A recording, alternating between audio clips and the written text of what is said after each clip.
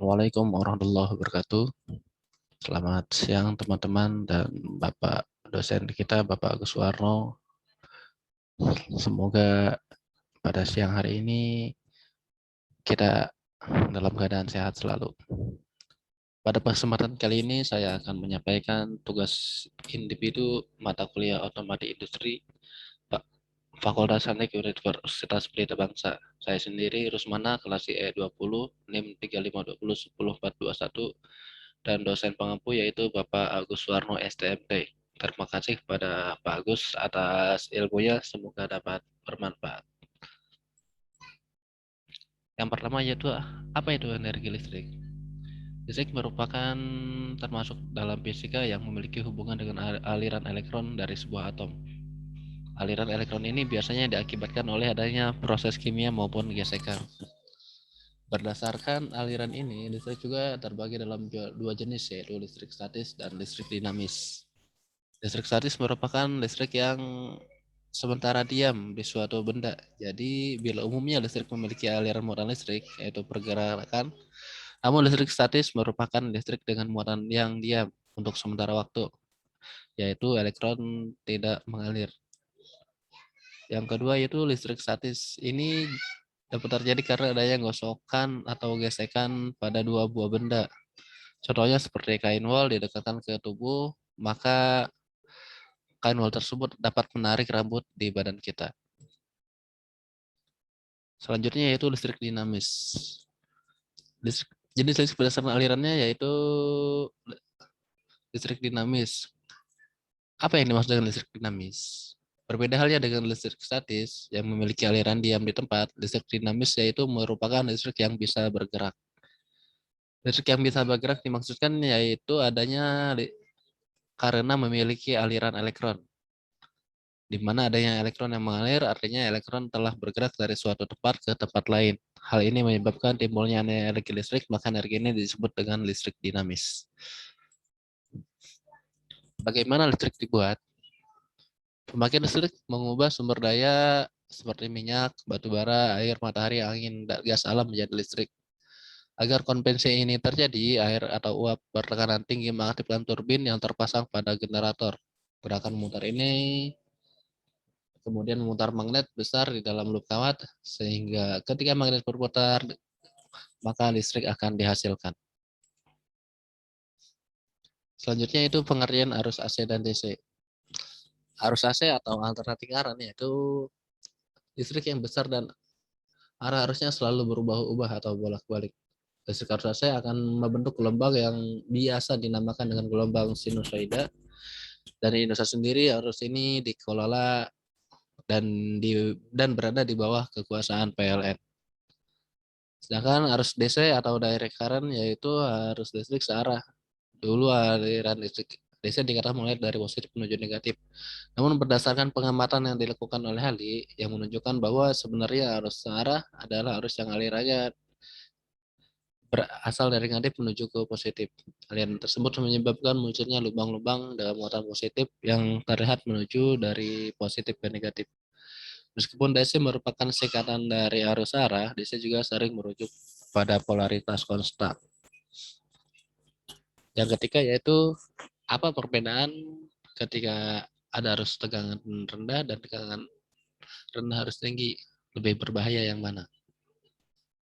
Arus listrik merupakan sebuah aliran yang terjadi akibat jumlah muatan listrik yang mengalir dari suatu titik ke titik lain dalam suatu rangkaian tiap satuan waktu yang dinyatakan dalam satuan ampere. Tegangan listrik merupakan perbedaan potensial listrik antara dua titik dalam rangkaian listrik dan dinyatakan dalam satuan volt. Sehingga semakin tinggi tegangan listrik, maka arus listrik akan semakin besar pula. Sehingga tegangan listrik yang tinggi akan lebih berbahaya dengan tegangan yang rendah. Arus yang tinggi yang berasal dari gardu induk akan diturunkan oleh transformator sehingga aman digunakan oleh penduduk. Sehingga perbedaan arus tinggi, tegangan rendah, dan arus rendah tegangan tinggi yaitu pada arus tinggi tegangan rendah yang digunakan adalah arus DC. Sedangkan dengan bantuan alat berupa spool pada kendaraan bermotor dengan arus yang 12 volt dapat meningkatkan arus listrik sehingga dapat menyalakan kelistrikan pada kendaraan, baik berupa audio, lampu, dan lain-lain. Pada arus tegangan listrik Pada arus tegangan tinggi, arus rendah, listrik yang digunakan adalah arus AC. Dengan bantuan transpo, maka tegangan yang tinggi dapat diturunkan sehingga dapat digunakan dengan aman oleh masyarakat. Karena tegangan sudah sesuai dengan kapasitas rumah masing-masing. Yang keempat, pada penggunaan yang bagaimana ketika arus tinggi, tegangan rendah, dan tegangan tinggi, arus rendah. Penggunaan arus rendah tegangan tinggi yaitu contohnya itu penggunaan listrik tegangan tinggi pada transmisi PLN ke transformator, lalu ke rumah penduduk. Tegangan yang transfer dari gardu induk bisa mencapai 150 kV, namun dengan adanya transformator, maka tegangan yang 150 kV dapat diturunkan bertahap sehingga ke rumah warga itu sebesar 220 volt. Penggunaan tegangan rendah harus tinggi, yaitu contohnya yaitu pada kelistrikan mobil atau motor melalui baterai 12 volt. Melalui spool, maka arus listrik yang berasal dari baterai yang hanya 12 volt ditingkatkan sehingga dapat menyalakan kelistrikan pada kendaraan. Sehingga arusnya dapat ditingkatkan lebih signifikan. Selanjutnya yaitu peran otomasi industri bagi perusahaan. Keuntungan apa saja yang bisa didapat dari otomasi industri? Ada 5 diantaranya, yaitu yang pertama dapat meningkatkan produktivitas. Jadi sehingga dengan otomasi yang dilakukan, produktivitas yang didapat dapat meningkat dengan sangat-sangat pesat. Karena mesin produksi dapat terus running dengan lebih cepat dan dengan lebih efisien. Yang kedua itu dapat meningkatkan kualitas hasil produksi. Enggak, ya, tidak hanya dengan kuantitas, hasil yang didapat oleh otomatisasi industri yaitu akan meningkat pula. Karena pekerjaan mesin itu akan lebih presisi dan tepat dibandingkan pekerjaan manusia dan akan semakin menipisnya human error yang terjadi karena otomasi industri itu sendiri. Yang ketiga yaitu meningkatkan fleksibilitas dalam lini produksi. Terkadang perusahaan harus menambah tugas baru sehingga perlu tambahan biaya berupa materi, tenaga kerja, dan lain-lain. Tetapi dengan otomasi industri maka biaya tersebut dapat dikurangi sehingga proses produksi pun dapat menjadi lebih fleksibel.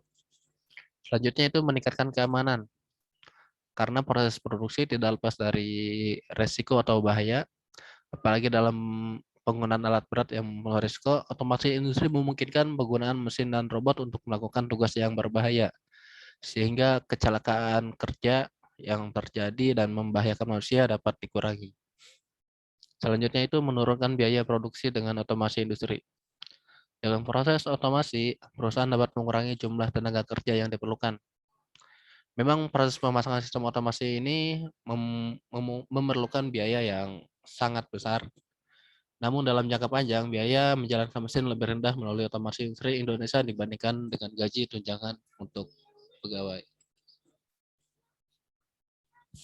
Yang keenam yaitu jelaskan arus negatif dan arus positif dan bagaimana bisa terbentuk. Pada umumnya, aliran arus listrik sendiri mengikuti arah aliran muatan positif. Dengan kata lain, arus listrik mengalir dari muatan positif menuju muatan negatif.